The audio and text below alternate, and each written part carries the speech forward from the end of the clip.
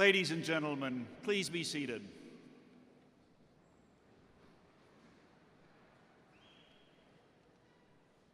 My name is Dan Jones, and I am proud to serve as the 11th president of Texas A&M University Commerce. It is my distinct pleasure, on behalf of our students, faculty, staff, alumni, and the entire Texas A&M University system, to welcome each of you to this commencement ceremony. I extend an especially warm welcome to the families and friends of graduates, particularly those of you who have traveled far to attend this important event. And since this ceremony is available via webcast, we are pleased to include others from around the world who are watching the ceremony. The ceremonial mace you see on the platform is a gift from the faculty presented to the university on the occasion of its centennial in 1989. The mace was used in the Middle Ages first as a weapon, then as a symbol of office. Today it is used in academic processions to represent the high esteem we attach to our founding values, expressed by Professor Mayo more than a century ago: ceaseless industry, fearless investigation, unfettered thought, and unselfish service to others. I would like to thank Dr. Darrell Harp, President of the Faculty Senate, for bearing the mace. Dr. Harp.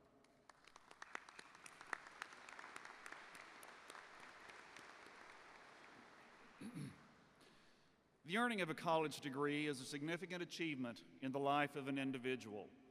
This commencement ceremony is also an important event in the life of the university, representing our shared commitment to scholarship and academic achievement. We are pleased today to confer undergraduate degrees upon 186 students in this ceremony. Throughout the day, we will confer 707 degrees in 2 ceremonies. We are pleased today to have Dr. Brett Giroir, Vice Chancellor for Strategic Initiatives for the Texas A&M University System, with us. In his role as Vice Chancellor for Strategic Initiatives, Dr. Giroir provides leadership for high-impact research and innovation at the system's 11 universities, 7 state agencies, and Comprehensive Health Science Center. Dr. Giroir also leads the system efforts to develop strategic partnerships with external agencies, foundations, academic institutions, and commercial corporations to enhance the system's mission of research, training, teaching, service, and economic development for the state of Texas. Dr. Giroir received his undergraduate degree in biology, magna cum laude, from Harvard University, and his medical degree from the University of Texas Southwestern Medical Center. His postdoctoral training was conducted at the Howard Hughes Medical Institute in Dallas. He remained on the faculty at UT Southwestern from 1993 through 2004, where he achieved the rank of tenured professor and held 2 endowed chairs. He currently holds professor appointments at the Texas A&M Colleges of Medicine and Engineering and adjunct professor appointments at the A&M Bush School of Government and Public Service and the Baylor College of Medicine.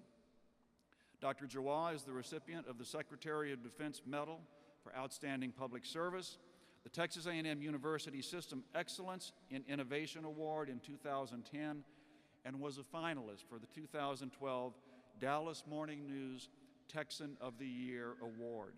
Please help me welcome Dr. Brett Giroir, who will bring greetings from the Chancellor and authorize the conferral of degrees.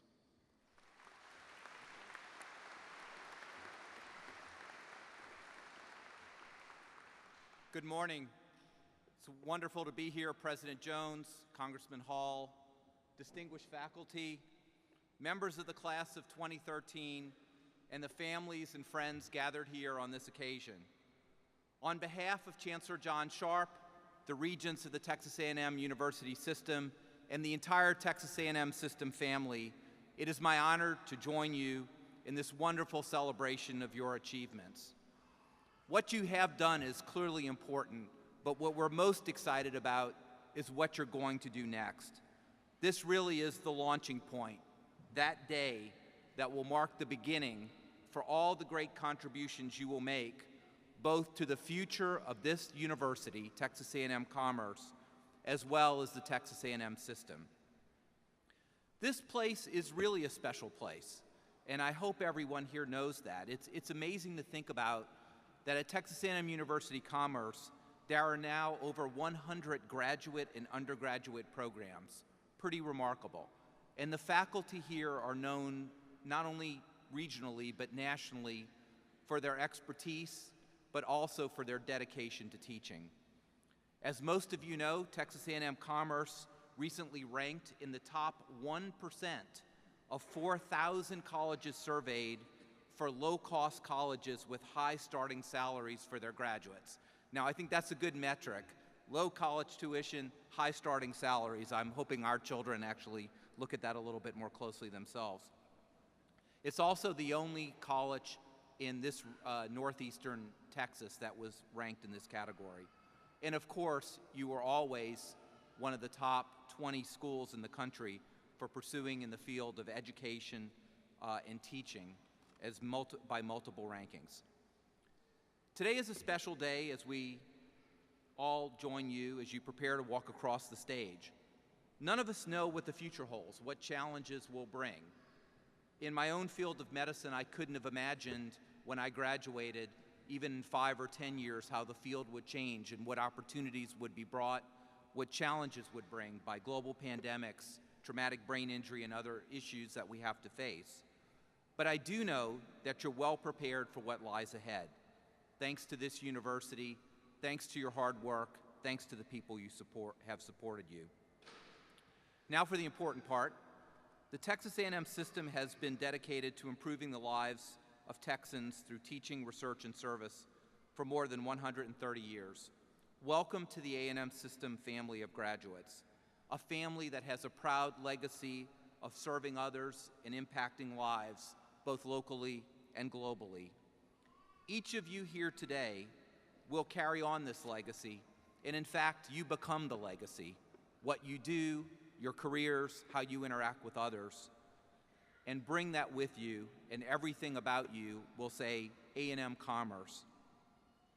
Now, on behalf of the Chancellor of the Texas A&M System, and by the authority of the Texas A&M University System Board of Regents, it is my sincere pleasure to authorize President Jones to confer the respective academic degree for which you have been recommended, with all the rights, privileges, responsibilities, and obligations pertaining thereto. We wish you the best in fortune, happiness, and success. Congratulations.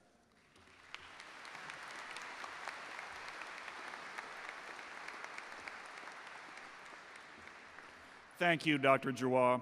We are also pleased to have Dr. Giroir's wife, Jill, with us today. Mrs. Giroir, would you stand and be recognized?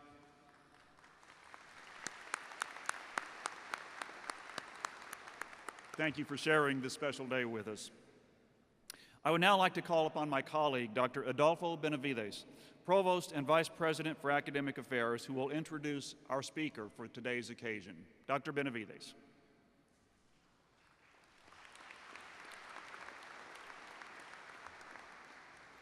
Thank you, President Jones. I'm honored to have been called upon to introduce our commencement speaker, Congressman Ralph M. Hall. He has served the 4th District of Texas in the U.S. House of Representatives since 1981. He was born in Fayette, Texas, and attended public schools in the city of Rockwall. Mr. Hall joined the U.S. Navy as a lieutenant aircraft carrier pilot during the Second World War. He later received his LLB degree from Southern Methodist University in 1951 and maintained a private law practice in Rockwall. Mr. Hall has served as President and Chief Executive Officer of Texas Aluminum Corporation, General Counsel of Texas Extrusion Corporation, Chairman of Lakeside News Incorporated, and was a founding member of Lakeside National Bank in Rockwall, where he currently serves as the chairman of the board. At the insistence of his late wife of 64 years, Mary Ellen Murphy, Mr. Hall began public service as a county judge in Rockwall County in 1950. in 1958. He served as president of the State of Texas Judges and Commissioners Association. He later was elected as a Texas state senator in 1962 and served for 10 years. At the age of 90, Congressman Hall became the oldest person to serve as a member of the U.S. House of Representatives in December of 2012, and currently serves as on the House Committee on Energy and Commerce. Congressman Hall is currently also Chairman Emeritus of the House Committee on Science, Space, and Technology, which promotes science, technology, engineering and math education, advances research and development in technology, and promotes the expansion of America's energy resources. I was privileged to have been able to meet Congressman Hall personally on July 2nd of this year on the occasion of his formal donation of his personal papers and memorabilia to Texas A&M University Commerce. These papers reflect more than 6 decades of his career and will be housed in our G Library. His affiliation to our university also consists of a family history of alumni, including his wife, his mother, and his sister. Congressman Hall has 3 sons, Hampton, Brett, Blakely, as well as 5 grandchildren. Congressman Hall makes it a priority to stay in touch with his constituents and to serve them to the best of his abilities. He is frequently quoted saying, "I'd rather be respected at home than liked in Washington." Congressman Hall, you should know that not only are you respected at home, you are loved here as well.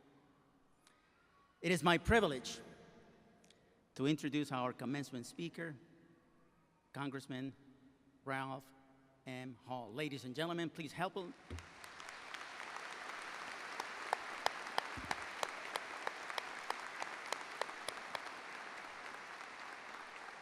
me welcome Congressman Hall to the podium.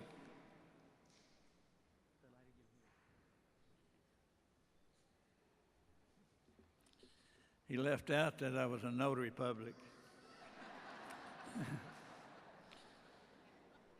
Dr. Jones, Mr.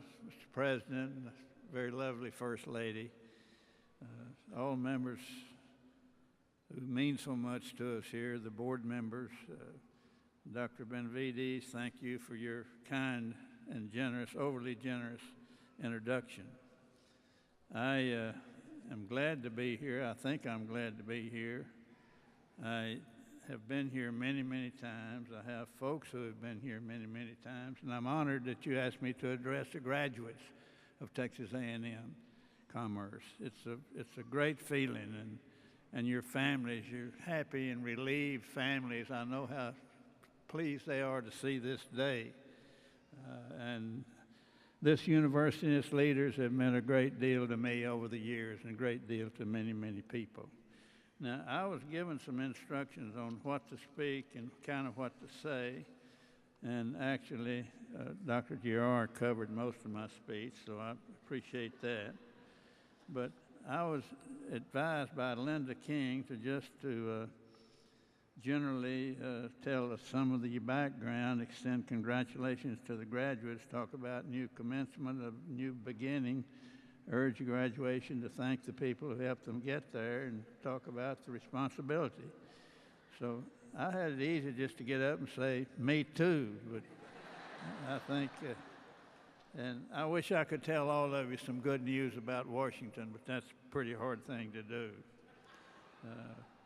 I was at a loss as to what to talk about. I really wanted to talk about time and how important time is. The time you've spent here, the time you're going to spend maybe looking for a job or finding a job or carrying out a job. making your plans. Well, I couldn't think of any, but a couple of things I could mention on time. And the first one is a guy that was up with St. Peter trying to tell him why he ought to be in heaven. He ought to let him pass through. He said, I've done a lot of good things in my life. And he said, well, tell us about some of them. He said, well, one day I was driving down a road. I saw a lot of motorcycles parked over there, people with rings in their nose and tattoos, a bunch of them. They had a little farm girl. They were hugging her, and she was crying and scratching them. They'd hug her and hand her off to the next one. She kept crying. He said, I stopped my car, went over to the leader, got him by the throat, shook him around, slapped him a couple of times, jerked a ring out of his ear, and I turned to the others. I said, any of the rest of you want some of this? And St. Peter said, when did all that happen? He said, about 15 minutes ago. So that's one of the parts of time I was going to talk about, but I don't think I could talk very long on that because it speaks for itself. But the other is something that some of you will remember, not all of you, but Sam Rayburn was a great man and a friend of my mother's. They were in Mayo College together here in Mayo College. I'll be talking about that a little bit in a few moments. But my mother always told me to get your stories out and get them, but always talk about Sam Rayburn because he was one of my best friends at Mayo College. And I was on the West Coast when Lyndon went out there to be president, and a guy named Jack Kennedy had all the cars. You could get a car from a Kennedy, or you could get a hotel room from a Kennedy. I mean, they had it knocked out before we ever got started. But Mr. Rayburn kept saying, don't elect that boy, Jack Kennedy. He's just a boy. He's too young. Don't elect that young guy. He'd ruin this country. And, of course, the people elected that guy. And 3 months later, he was over on the East Coast trying to elect him. There was a scribe there that had heard him say that the boy's too young. He said, well, Mr. Speaker, he said, just 3 months ago, you said the boy's too young. He said, don't be stupid. He's 90 days older now. So that's about all I could talk about on time, but I want to just speak a few words and talk about some things. I could talk about the Depression. One guy said he ate so many rabbits he's afraid of his own dog. I don't think that was that bad at my house, but it was bad some places. But, my dad was a squirrel hunter. He was from North Carolina, and we ate a lot of squirrels. I never learned to like squirrels because I was the one that had to go with him. You know how you hunt squirrels? You have to send somebody down there to turn the squirrel. The squirrels stay on the back of the tree on you, and you've had that happen. Well, I was going down the East Fork of the bottom of what's now a lake at Rockwall there, the East Fork of the Trinity. I'd go about 100 yards down there and start walking toward him to turn the squirrels. But as I looked down through there was a beautiful girl, scantily clad, I must say, singing the Star Spangled Banner. Have you all heard this? You should have. It's a national anthem. All right, let's get underway. I know that you want to go, and if there's one person here that wants you to go, it's me, and I'm ready for you to go, but it means a lot to me to be here. Tell you first about myself. She told me to talk about my education. I made the lowest of everybody that graduated out of 38 people in Rockwall, and didn't know I was going to graduate till that afternoon. So I was not much of it. And one time I made 4 F's and a D, and they said my dad whipped me for spending too much time on one subject. That wasn't exactly true, but it wasn't very far from being true. And I was almost 18 years old when I was out of high school. I'd hitchhiked to Alabama, and I had a job there on the Tombigbee River. A guy came running down and said, it's December the 7th, and the Japanese are bombing Pearl Harbor. We're at war with Japan. I told the boy with me, and this shows you how poor an education I had and how bad I was on geography. I told this guy, we better hitchhike back to Dallas. Those doggone Japanese will go straight up to Washington. I thought Pearl Harbor was down around Mobile somewhere. But those are things that you look back on, and my mother and Sam Rayburn had a long time Speaker of the House, and it was her relationship with him when World War II came on. And we were hearing Frank Roosevelt saying, to some generations much is given, of some generations much is expected, but this generation has a rendezvous with destiny. And all of the great speeches that he made. And on December the 7th, I told this guy, those Japanese, we got to get away from here and get underway wherever we're going to be.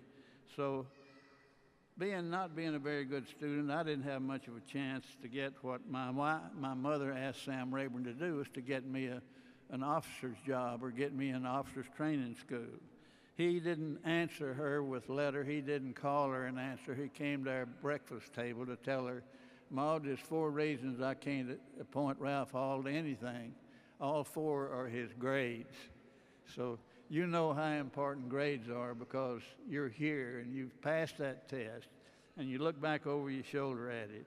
But I had a great mother that believed in me and told me never to give up. My mother was a teacher. Not only did she teach, she taught the values of education. My dad was a good hard worker with a pipeline. He followed the pipeline all my life. He taught me how to run a bulldozer. I was running a dozer when I climbed off the dozer in 1940-something that I can't even remember, to climb back into an airplane for the United States Navy. And I joined the Navy hoping to be a naval aviator. I didn't have an education, but the Navy was allowing a lot of us who hadn't attended college to take the training and maybe become pilots. This was one of the great privileges of my life and experience that set the course for the rest of my life. I married the love of my life, Mary Ellen Murphy, during pilot training in Florida. She had so many wonderful qualities, and I could spend the rest of the time I was allotted telling you about that. But when the war was over, she insisted that I use the GI Bill. We were given a GI Bill, a chance to enroll in school. And she pushed me into law school, a place I absolutely did not want to go. And even before I'd graduated, she signed me up to run for county judge. So as I look at this great university, and we agreed that I needed another job, but I didn't have any idea I could be elected county judge. But back then, they elected whoever needed it the most, and I won that battle. But it was the beginning of my career in public service. It spanned over 50 years. As a state senator, I think, 10 years. I was a county judge 12 years, and I've been up in D.C. for 34 years. And you know, I'm the oldest guy in the history of the Congress to ever make a speech on the floor. And at first, when that got home on them, they started calling me in to help make some of the decisions. They called me about Egypt. You know, they were trying to decide whether we ought to arm the Egyptians who were out in there throwing rocks or arm those who were in the capital who had not run a good government. And we all had our say as to which. They'd call me to tell them what I thought about it. I listened to all of them. Then it was my time. I said, well, we have a few atomic bombs left. We ought to give each of them an atomic bomb. I haven't been asked back over there. It's that time. But my wife later enrolled in the university here at a time when it had grown from Mayo College to East Texas State University through. And I introduced a bill when I was in the Senate that made this East Texas State University. And it was one of her proudest moments when she sat where you're sitting. And I had the pleasure, Dr. G was the president then.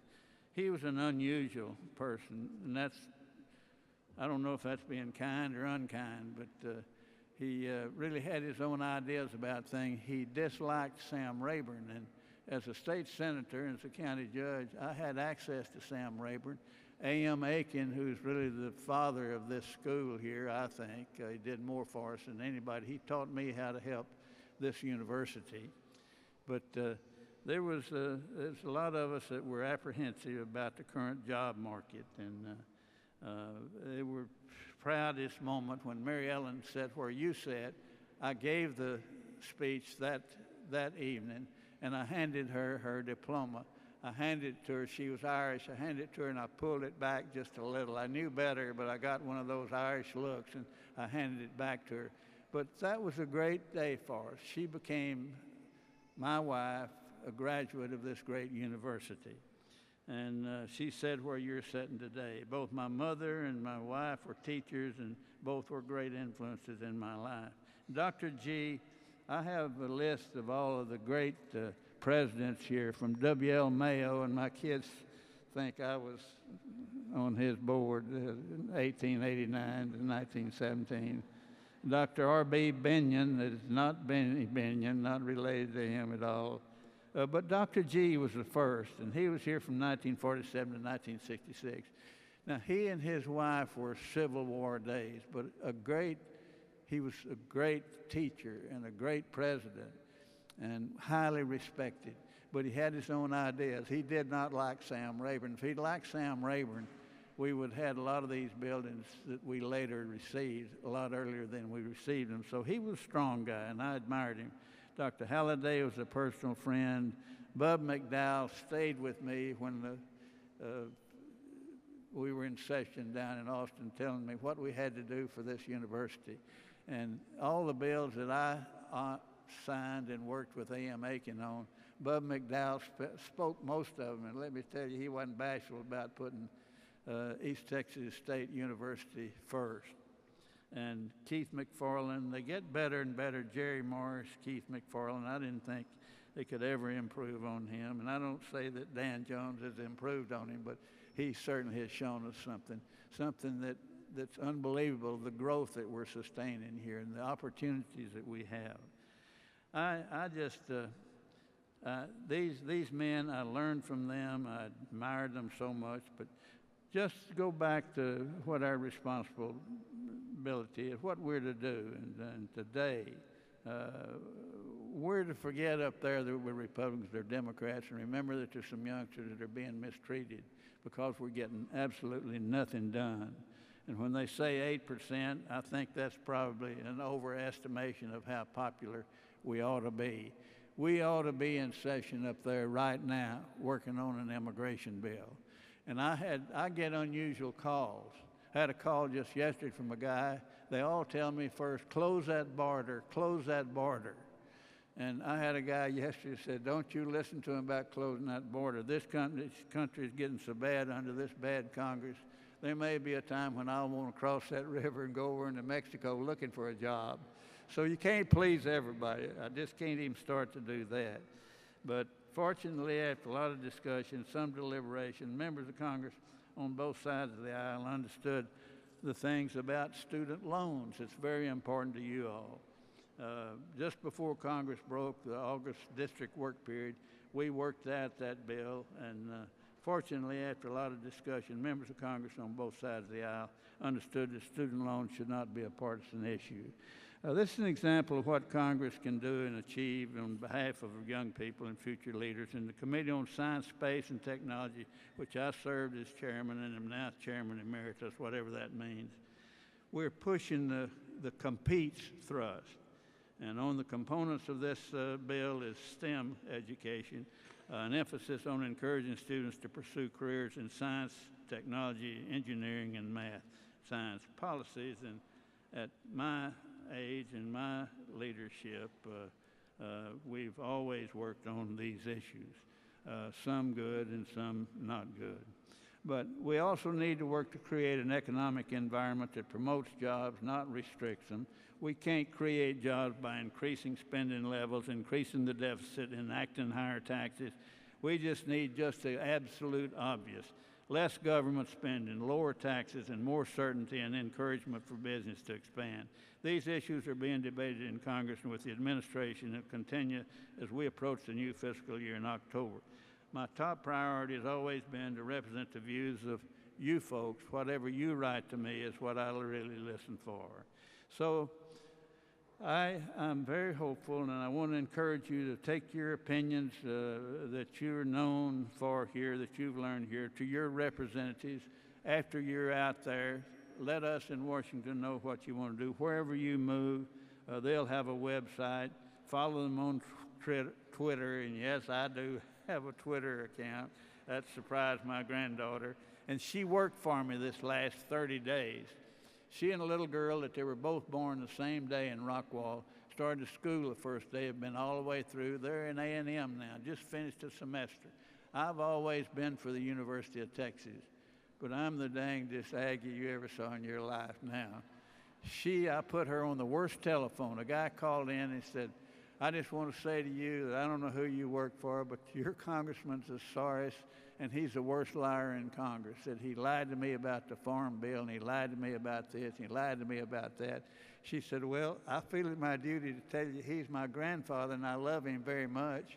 But to tell you the truth, if he treated me like he did you, I'd feel the same way. So after 15 minutes, they talked together, and he told her because she was so nice, he probably was going to vote for me again. So you can't tell where it's going to come from. But engraved on the wall of the hearing room of science, and I want to try to begin to close here, this is a quotation from the book of Proverbs, where there is no vision, the people perish. And I believe, and I don't want to embarrass anybody, but I believe I can make a case that Dan Jones, he's not as old as I am or anything, but I think he might have helped to write that particular part. Because Texas A&M commerce will grow, will continue to grow. Like my family, we love this institution, and Dan Jones has been actually a peculiar, I want to say, but that's not the right word for it, unusual manner of letting all of us participate. He puts all of us to work. And I just say to all of you, may you continue to have vision from the path that lies ahead of you and forever a great nation, and may God guide you every step of the way. Thank you.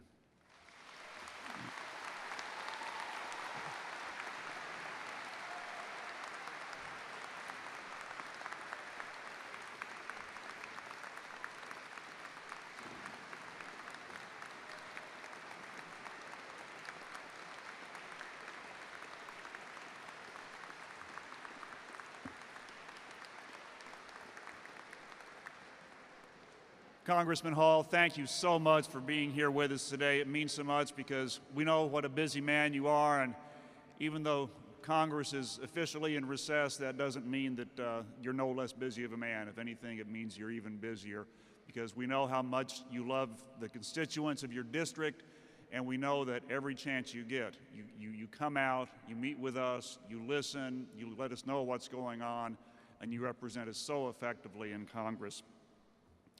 We also are grateful for your special relationship and your special support for this university.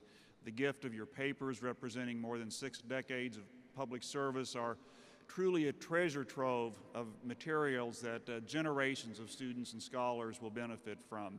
And it is such a jewel to be housed right here at Texas A&M University Commerce. As a small token of our appreciation for the time you have spent with us today, as well as all that you have done and continue to do to help us, we'd like to present you with this gift.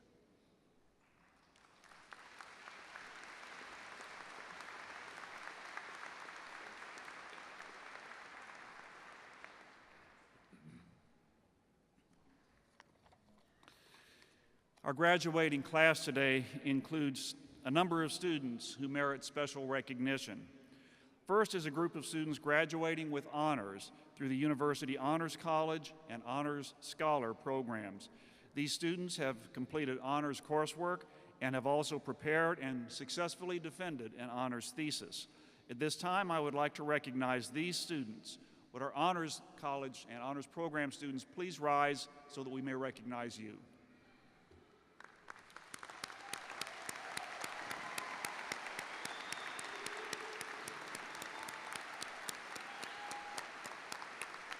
Thank you.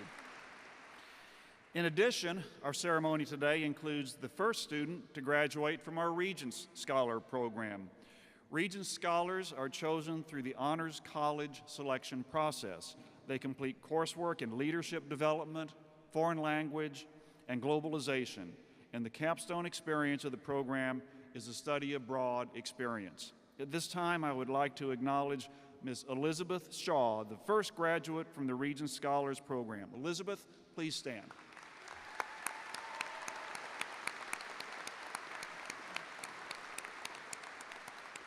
Congratulations.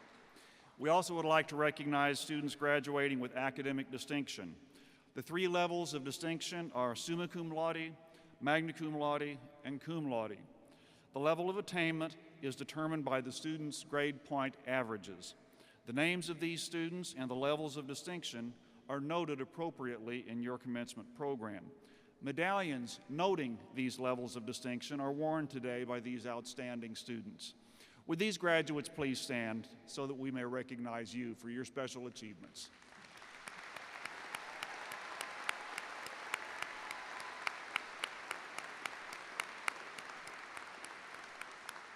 Congratulations to all of you. Texas A&M University Commerce is committed to serving our military and veteran students. We are fortunate to have a special group of students in this graduating class whom we would like to commend for their service to our country. Would our military and veteran graduating students please stand and be recognized?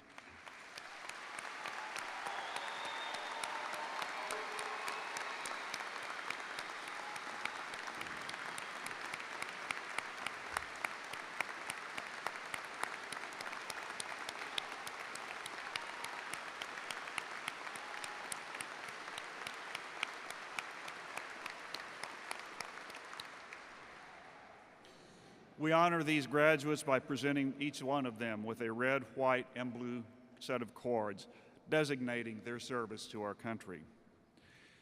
We would also like to recognize military and veterans among our guests today, as well as among our faculty and staff. Would all veterans and military, active duty military in the audience and among the faculty and staff please stand that we may recognize you?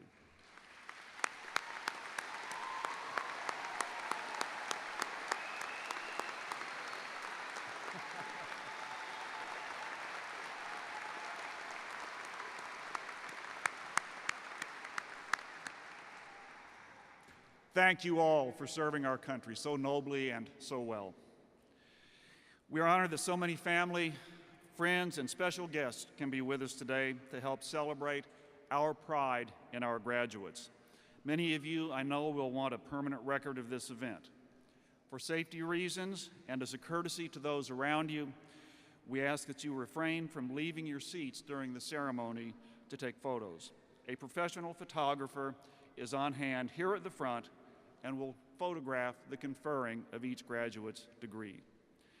It is now my pleasure to call Dr. Adolfo Benavides, Provost and Vice President for Academic Affairs, back to the podium for the presentation of undergraduate degree candidates. Dr. Benavides.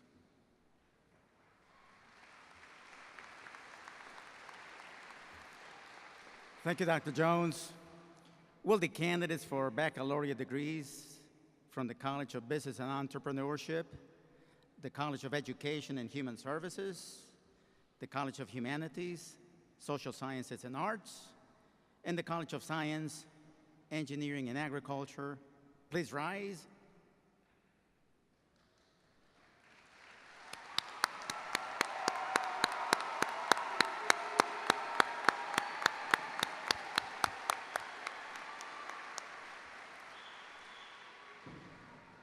President Jones, these candidates have met all the requirements for their respective degrees. Therefore, it is with personal pride that I recommend that their degrees be conferred. Thank you, Dr. Benavides. By the authority vested in me by the state of Texas, the Board of Regents, and the Chancellor of the Texas A&M University System, I hereby confer upon you the particular degree to which you are entitled with all of the honors, rights, privileges, and responsibilities pertaining thereto. Congratulations.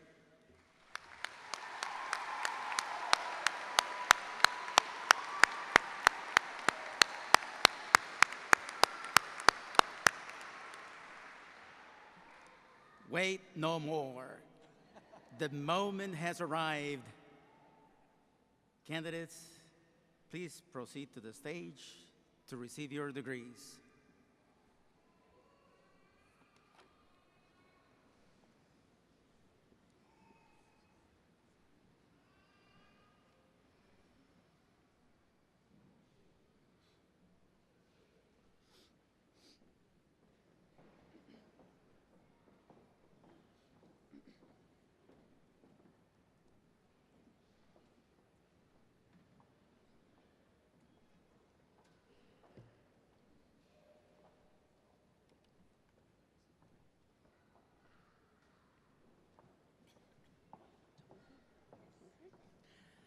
From the College of Business and Entrepreneurship, Tawny Peak, summa cum laude.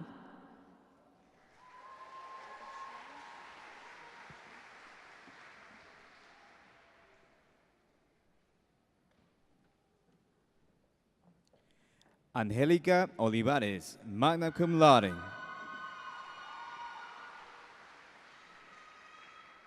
Jacob Schwen, magna cum laude.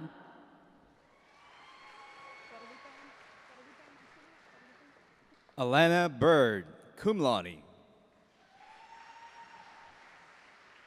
Guadalupe Martinez, cum laude.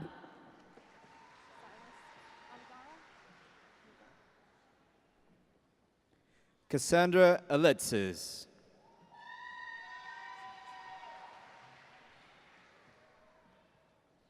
Silas Anagara.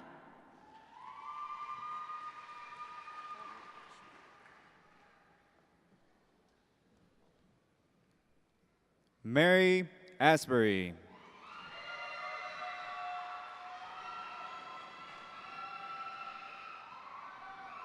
Bradley Ashmore.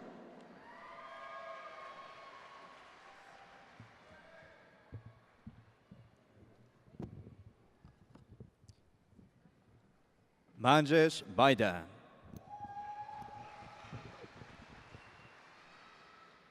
Philip Collins.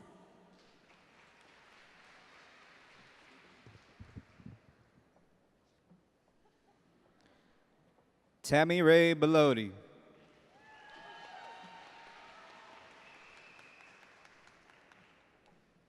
Cynthia Duncan.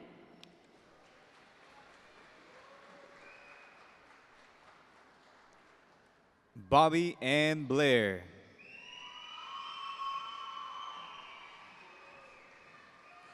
Brooke Fountain.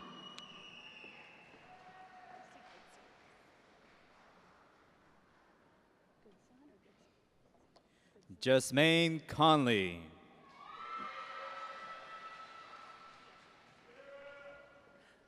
Lacey Goodson.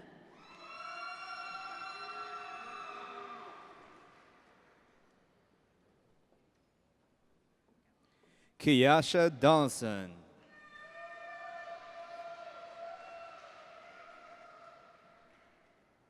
Morgan Grant.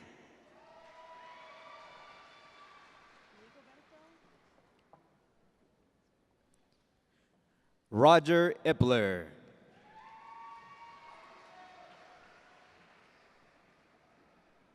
Rigoberto Hernandez.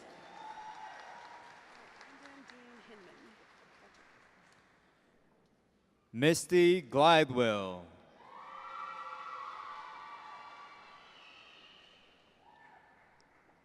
Brandon Dean Hinman.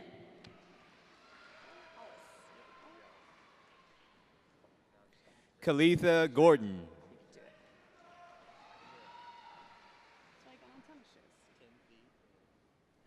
Joel Hollis.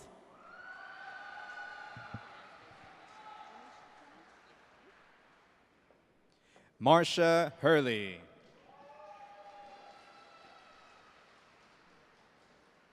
Lamisha Kenny.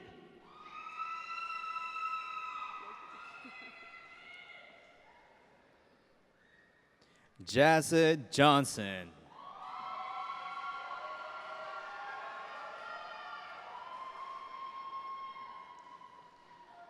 Logan McQueen.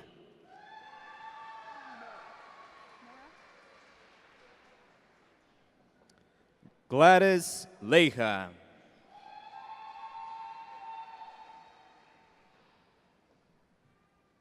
Donna Mora.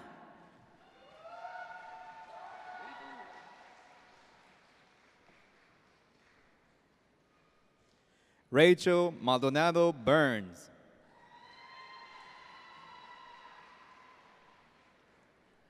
Raven Murray.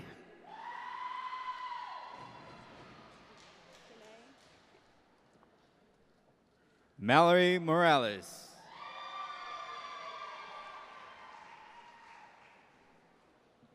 Danae Ortiz.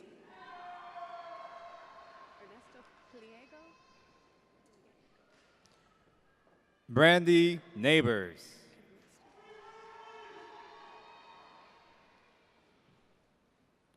Ernesto Pliego.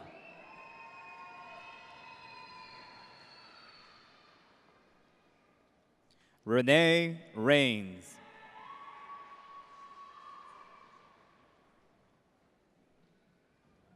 Amanda Ray.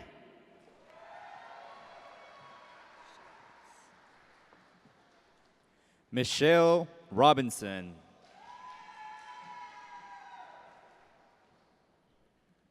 Cheryl Ross.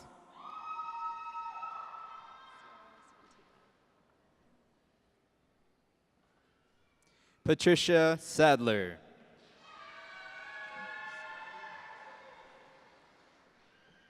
Sarah Santana.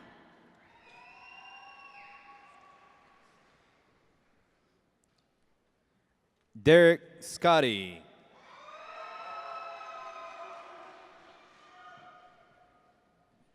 Emily Staples.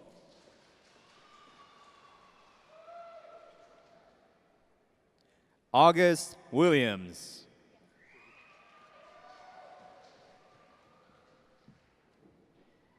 Bobby Washington Jr.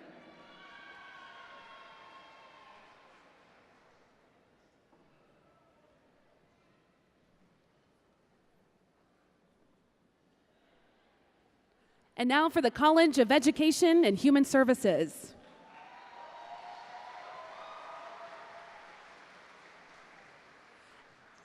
Emily Dalton, cum laude with honors. The Fourragé will be presented by Dr. Ray Green.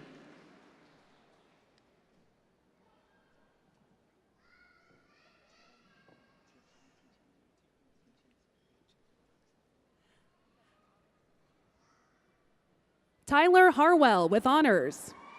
The Fourragé will be presented by Dr. Tara Teachin-Smith.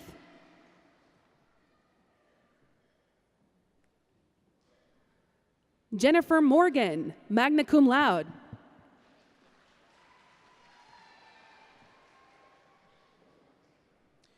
Julie Fendrick, magna cum laude.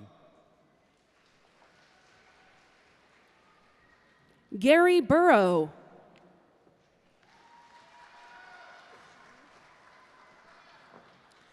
Willard Johnson Jr., cum laude.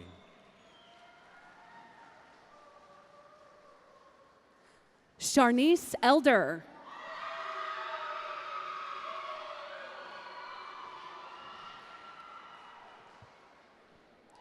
Joel Day.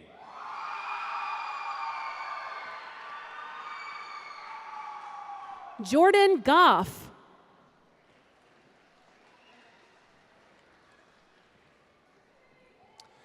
Caleb Gillian.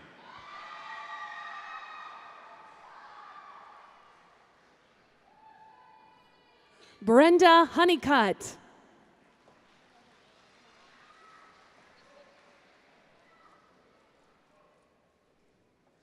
Debbie Joy.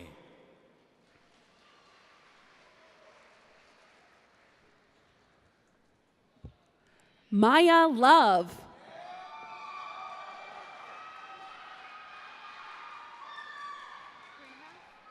Sarah Marshall.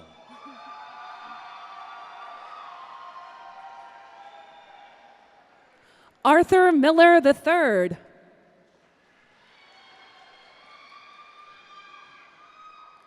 Desiree Stevens.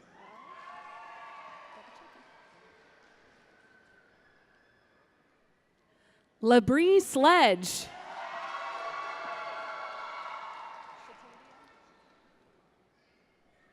Jordan Bannerbenter.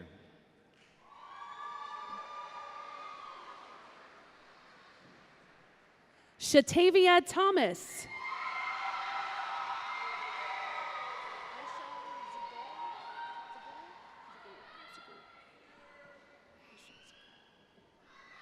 Aisha Zagul.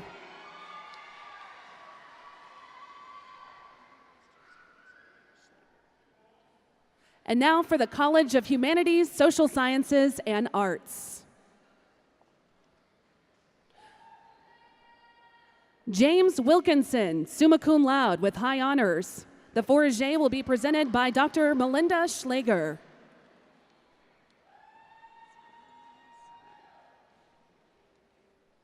Sarah Hayes, magna cum laude with honors.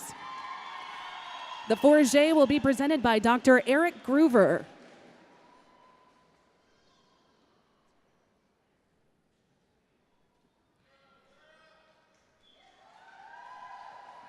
Elizabeth Shaw, cum laude.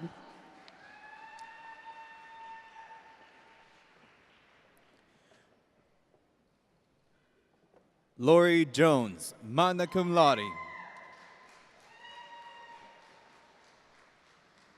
Terry Basham.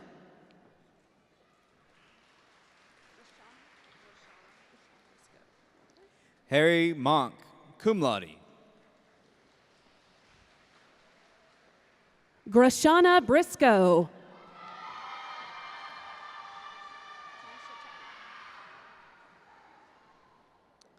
Jacqueline Thompson, cum laude.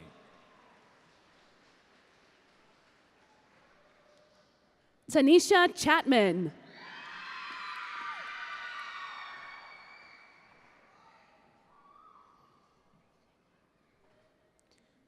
Clayton Bates. Alberto Gutierrez.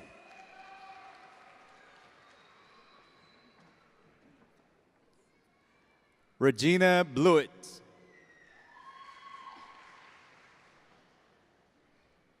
Catherine Huffines.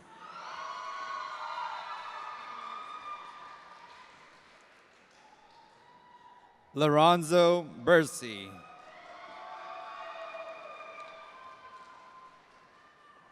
Tanya Lambright.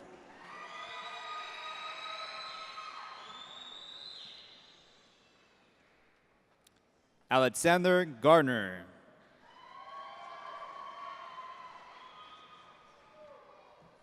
Guadalupe Martinez.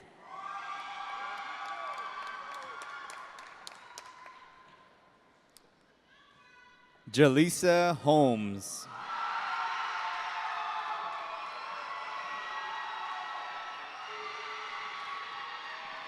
Veronica McEwing.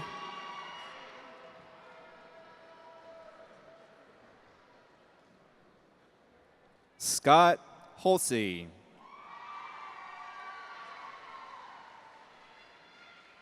Charles Perry.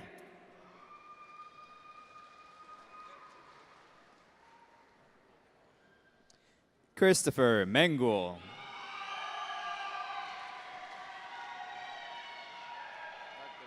Craig Shelton.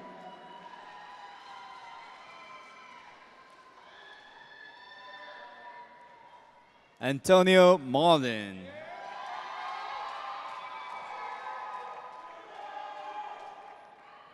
Russell Winters.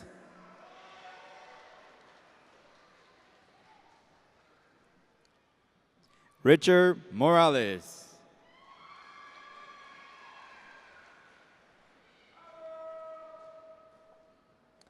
Suman Patur.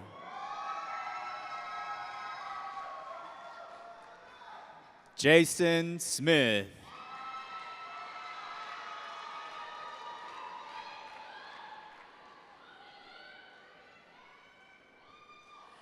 And now for the College of Science, Engineering, and Agriculture.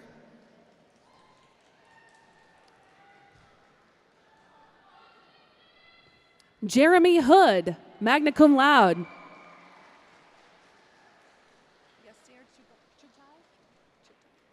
Nolan Garman, cum laude.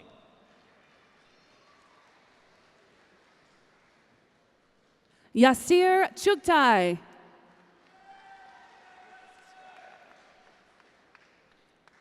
Christina Clark.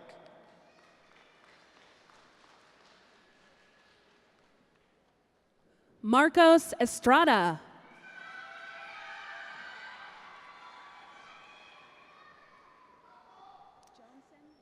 Toby Humphreys.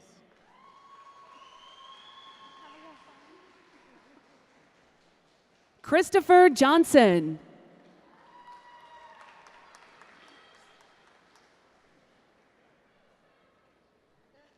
Jerome Jones.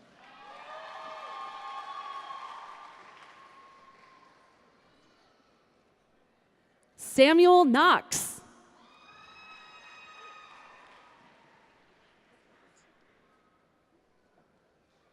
Jared Peckham.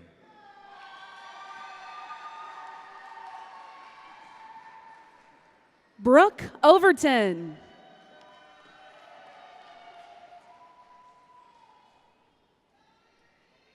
Patricia Rhodes.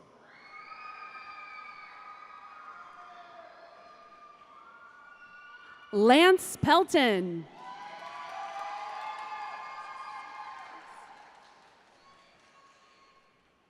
Jared Van Kuren.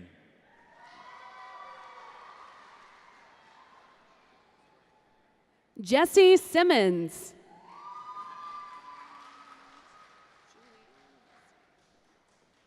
Ian Zering.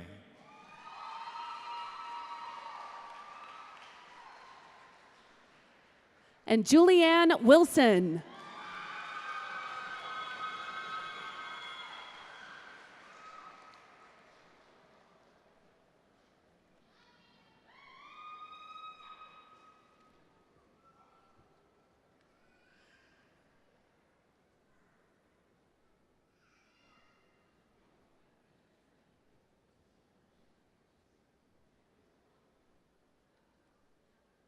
Please join me in extending congratulations to all of our graduates.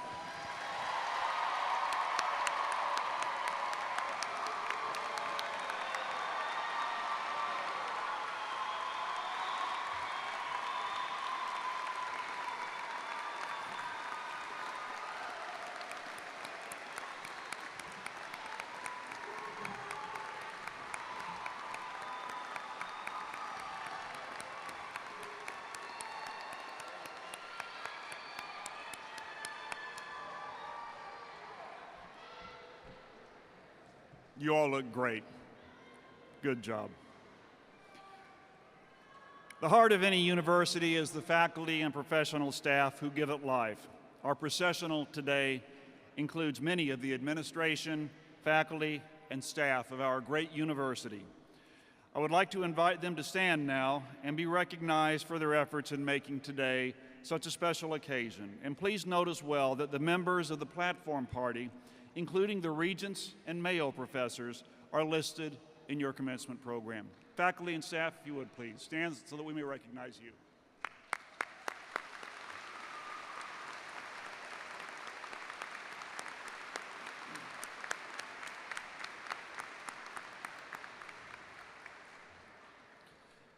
Of special importance to the vitality of a great university are its alumni, especially those individuals who celebrate the pursuit of excellence through their lifelong loyalty to their alma mater. Ms. Jandy Thompson of the Texas A&M University Commerce Alumni Association Board of Directors is such an individual. Jandy graduated from Texas A&M University Commerce with a BS in 1997. In 2001, she joined the John Bowles Company, establishing JBC Management. She holds the RPA, Real Property Administrator designation from the Building Owners and Managers Institute. She was named as one of the top 40 business leaders under 40 by the Dallas Business Journal and Executive of the Year, representing commercial real estate by Who's Who of executives, professionals, and entrepreneurs. Jandy is the president of McLaren Hill Commercial Company. In her free time, what little she has, she volunteers for her sorority, Alpha Phi, serving chapters in Nebraska, Missouri, Kansas, Oklahoma, Texas, and Colorado. Ms. Thompson, I invite you to bring greetings to these newest alumni of Texas A&M University Commerce on behalf of their Alumni Association.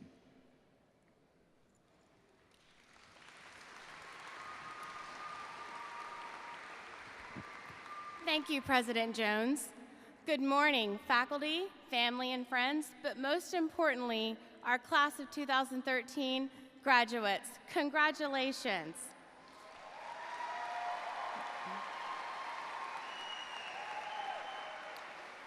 Today, I am honored to have this unique opportunity on behalf of the Alumni Association and its Board of Directors to welcome you, an extraordinary and accomplished group of graduates, to the ranks of the alumni of this wonderful institution. As a former student, I can sense the excitement, the relief, and amazement as this day has fulfilled all of your dreams. Today is about the hard work that's gone before you, and the future is about the hopes and dreams that lie ahead. You are now part of over 100,000 individuals who've received their degree from our university. From this day forward, you are forever a part of the A&M Commerce and Texas A&M system. As a new alumnus, your network of friends, colleagues, and cohorts has grown exponentially. Texas A&M University Commerce is a very special place. 120 years later, it remains a special place. This is due largely in part to the efforts of the individuals that have come before us. Through the years, many have remembered their time here and have come back to say, how can I make it better? We hope that each one of you will have the chance to come back and do the same. Winston Churchill once said, "We make a living by what we get, but we make a life by what we give." I encourage you to join the Alumni Association and to serve this university as it has served each of you. Becoming a member of the Alumni Association not only aids in providing scholarships to deserving students like yourself, but it allows you access to many services, networking, and savings, all the while sealing the friendships with your fellow classmates. Most importantly, it keeps this university a special place to each and every one of its graduates. No matter where your path takes you, the Alumni Association will always keep a part of you here. After the ceremony is concluded, the Alumni Association and staff invite you and your guests to join us for refreshments under the alumni tent across the street from the field house. In closing, we wish you continued success as you move forward.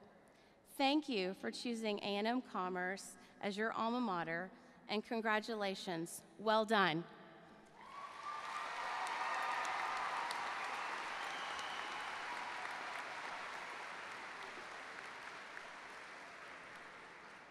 Thank you, Jandy, and thank you to all of the alumni who have given so much to this university.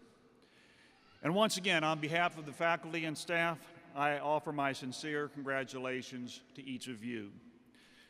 Please join me in recognition of the A&M Commerce Ceremonial Brass, who provided the music for today's occasion.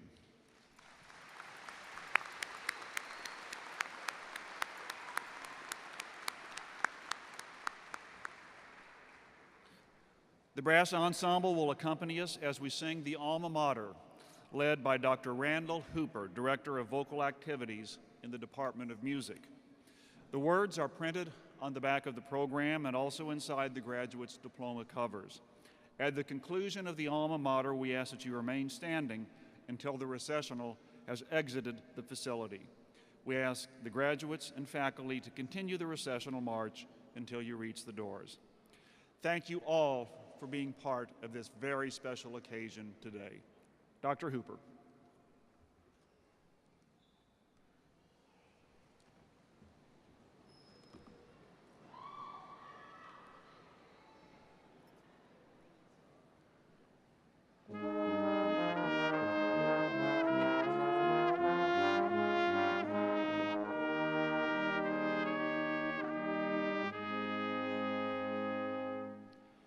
Let our voices loudly